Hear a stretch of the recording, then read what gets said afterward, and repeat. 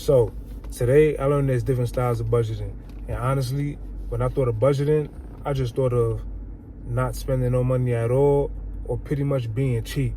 But there's actually a bunch of methods you could try depending on your personality. And I learned 7 of them. So I'm gonna share this with you guys. Tap in. So welcome to my channel, Finances with Rolly, where I'm talking about things that I'm learning in finance. So I'm sharing with you guys so we can grow together. If you're new to budgeting, one of these methods might be perfect for you. Or you might be able to put 2 or 3, not really 2 or 3, but 1 or 2 of these methods together to create something that's specialized just for yourself. So the first lesson or the first style of budgeting that we're going to talk about today is the 50-30-20 rule.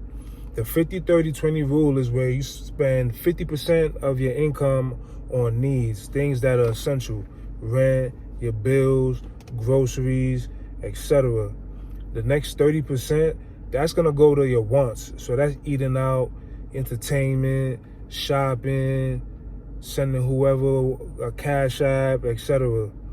And the last 20%, now this is going to go into your savings and your debt repayment, if you're growing an emergency fund or retirement fund, things of that nature. So the 50-30-20 rule is very simple and it's beginner friendly. Pretty much, if you make $1,000, you're gonna spend $500 on your essentials, your rent, bills, the groceries, etc. Your $300, that's gonna go into pretty much you having fun, eating out, entertainment, so on and so forth. And the last 20%, your $200, that's gonna go into savings.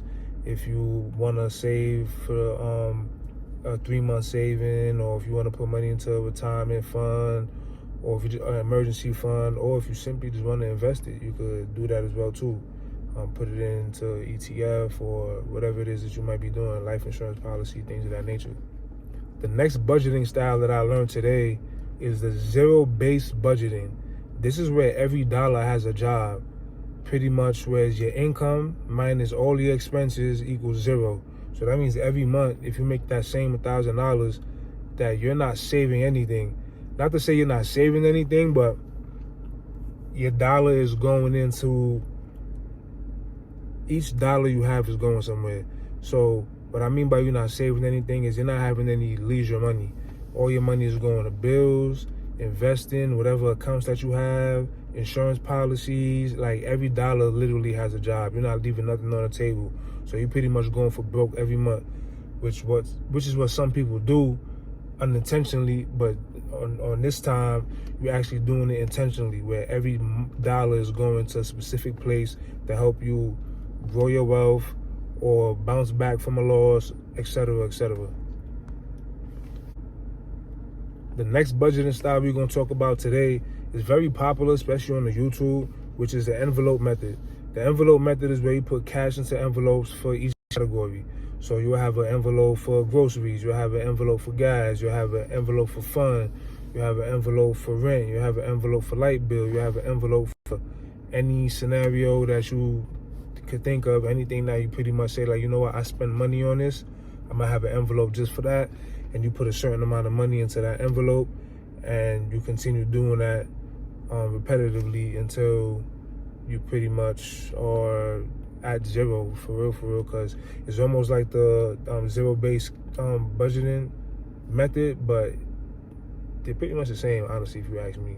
Even this one is a little bit more organized, like you actually put in your categories on the envelope so you know where it's going. So the fourth budgeting style that I learned today is called your pay yourself first method. I like this method. Why? It's because it's exactly what it says. You pay yourself first. So the theory of this method is you automatically save or invest a certain amount of your income. And that's the idea of paying yourself first. So if I make $1,000, you're like, you know what? I'm gonna pay myself $200. So you could literally take that money and save it, or you could take that money and invest it, or you take that money and you'll save it towards something. It doesn't make sense to just save money just to save money just so you can have it. And after you pay yourself first, you pretty much pay your bills, or everything comes after that. Your main intention is to pay yourself first. So this is more so for the person who wants to grow their wealth, who's focusing on investing, or just making sure that their net worth is going up. And the fifth budgeting style is the 80-20 rule. So the 80-20 rule is where 20% of your money or your income goes to savings and 80% goes to everything else. So it's less tracking and it's more flexible. This is a more simplified version of the 50-30-20 rule, where you have the 50% goes to needs and the 80% goes to wants. So they took that 50 and 30, turned it to 80, and then you still got that 20 that goes into your savings or investing, and so you could be able to do what it is that you need to do. And budgeting style number 6. Budgeting style number 6 is called the line item budget. This is where you list every single expense you have. You rent, food, gas, etc. You list everything out, how much it is, and then you track your spending in each category each month. This is probably something that's for more of a person that's more detail orientated and who doesn't want to miss anything. And a lot of the time when I think of budgeting, this is kind of what I think of. A lot of the time when I think of budgeting, that's exactly what I think of. Is pretty much just putting everything down on paper and then just saying how much this is and then going from there. And last but not least, so budgeting style number 7, this is called a reverse budget. It's where you start with your savings goal, whatever your savings goal is, right? Let's say it's $500 a month, $1,000 a month, so on and so forth. So you put that, you pretty much save that goal. Let's go 500. Let's say your goal is $500 a month, right? Boom, you put 500 up, and then everything else, it is what it is. So if certain bills can't get paid, or certain things you can't do because you already put that $500 up to save, then it just is what it is, and you gotta wait till the next month. But that next month, same way, you putting that $500 up again.